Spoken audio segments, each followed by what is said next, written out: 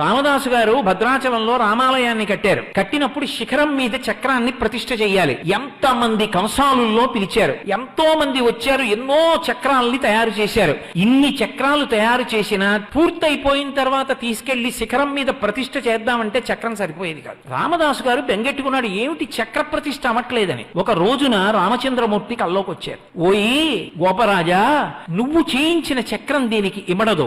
గోదావరి నది అనుగ్రహిస్తుంది చక్రాన్ని. నువ్వు రేపు స్నానం చేసి గోదావరిలో నిలబడు, అలల మీద తేలి సుదర్శన చక్రం వస్తుంది అన్నారు. రామదాసు గారు ఆ గోదావరి నదిలో స్నానం చేసి నిలబడి ఉండగా అలల మీద తేలుతూ వచ్చింది చక్రం. ఇప్పుడు భద్రాచలం రామాలయం పైన ఉన్నటువంటి చక్రం ఉన్నదే, ఆ చక్రం గోదావరి ప్రసాదంగా అలల మీద తేలి వచ్చిన చక్రాన్ని రామదాసు గారు ప్రతిష్ఠ చేశారు. గోదావరి మాట్లాడింది. ఒకానొకప్పుడు రామానుజాచార్యుల వారిని పరమభక్తుడు రామచంద్రమూర్తి. రామానుజాచార్యుల వారంటే విశిష్టాద్వైత మత ప్రవర్తకులైనటువంటి భగవద్ రామానుజుల గురించి కాదు నేను మాట్లాడుతున్నది. భద్రాచలంలో ఉన్నటువంటి అర్చక స్వామి పేరు